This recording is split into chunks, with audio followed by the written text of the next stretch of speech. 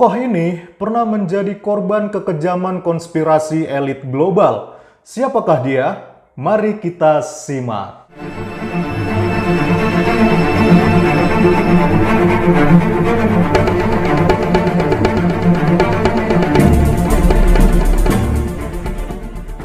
Shalom saudaraku, bertemu kembali dengan saya di Risans Channel. Di video kali ini kita akan membahas mengenai isu yang menarik di tengah pandemi saat ini, yaitu mengenai teori konspirasi elit global.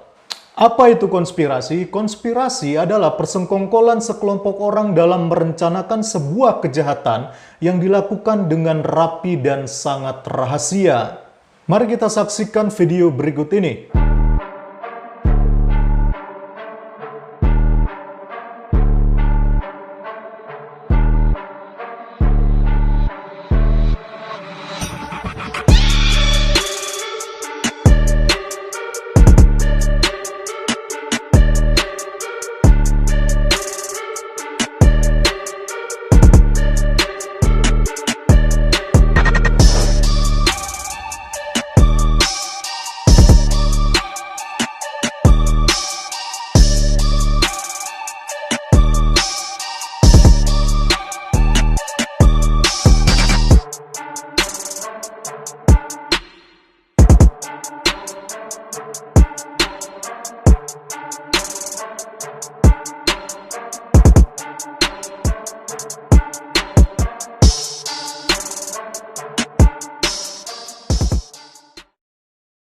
Dari video yang sudah sama-sama kita saksikan, akhirnya bermunculanlah teori-teori konspirasi yang berkembang.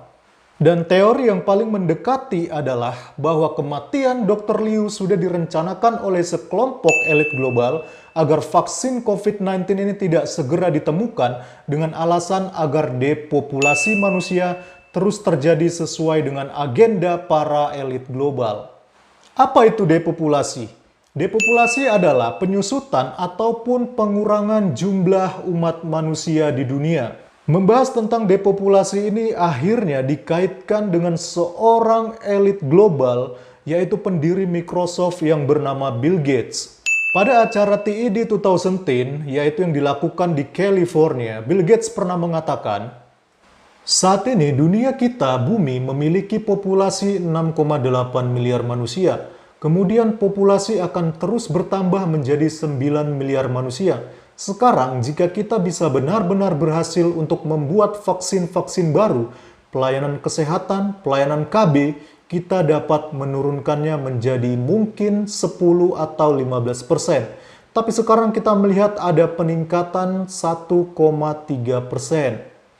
Dari presentasi Bill Gates tersebut, akhirnya banyak orang yang mengembangkan teori konspirasi bahwa depopulasi adalah agenda dari seorang Bill Gates. Namun, Bill Gates sendiri dengan tegas menolak tudingan tersebut. Dan dia mengatakan bahwa ironis jika Anda mengincar seseorang yang melakukan yang terbaik untuk membuat dunia siap. Kita memang berada di situasi gila. Jadi akan ada rumor-rumor yang gila juga. Nah saudaraku, mengenai benar tidaknya teori konspirasi yang sudah kita bahas, sampai sejauh ini belum memiliki bukti-bukti yang cukup kuat. Ya, saya pikir hanya Tuhan yang mengetahui kebenaran di balik semua pandemi yang kita hadapi. Nah, sekarang kita beralih ke dalam Alkitab. Ternyata di dalam Alkitab pernah terjadi yang namanya konspirasi elit global. Jadi bukan hanya sekedar teori, tetapi benar-benar tercatat menjadi bagian di dalam sejarah Alkitab. Siapakah tokoh yang menjadi konspirasi elit global tersebut? Namanya adalah Uria. Uria merupakan keturunan orang Het, tetapi menganut agama Ibrani. Di dalam bahasa Ibrani, Uria artinya adalah Tuhan adalah terangku atau Tuhan adalah api kekuatanku. Uria merupakan seorang pahlawan termuka Raja Daud yang tercatat di dalam Alkitab Ibrani. Istrinya bernama Batseba.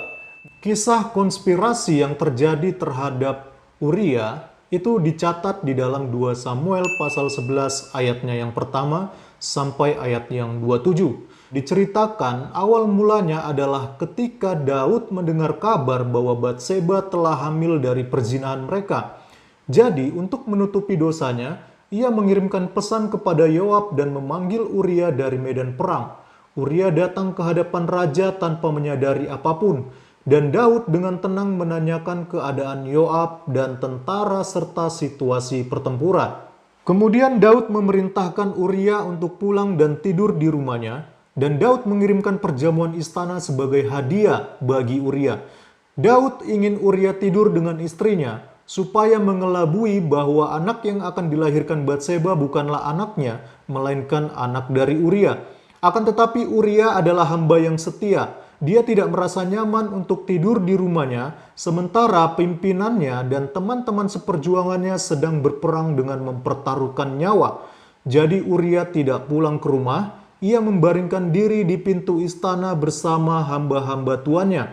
Maka Daud menuliskan surat kepada Yoab dan memerintahkan Yoab untuk menempatkan Uria di barisan depan dalam pertempuran yang paling hebat supaya ia mati terbunuh. Yoab melakukan sesuai dengan perintah Daud dan menempatkan Uria berhadapan dengan lawan-lawan yang gagah perkasa sehingga Uria pun terbunuh dan beberapa hamba Daud yang tidak tahu menahu pun terbunuh bersama dengan Uria. Ketika persengkongkolan untuk membunuh Uria terlaksana, perbuatan yang dilakukan Daud sangatlah jahat di mata Tuhan. Akibat dari konspirasi kejahatan yang dilakukan oleh Daud, Allah yang kasih tetapi juga adalah Allah yang adil, akhirnya menjatuhkan hukuman pada Daud dan keluarganya. Seperti yang tertulis di dalam 2 Samuel pasalnya yang ke-12 ayat yang 11 sampai dengan 12.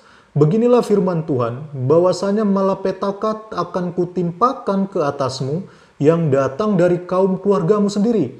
Aku akan mengambil istri-istrimu di depan matamu dan memberikannya kepada orang lain.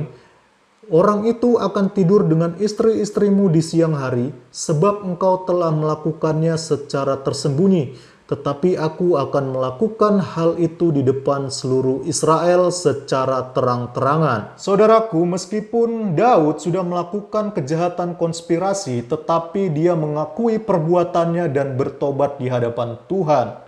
Dan dia juga menerima semua hukuman yang Tuhan berikan atas kejahatan-kejahatan yang sudah dia lakukan.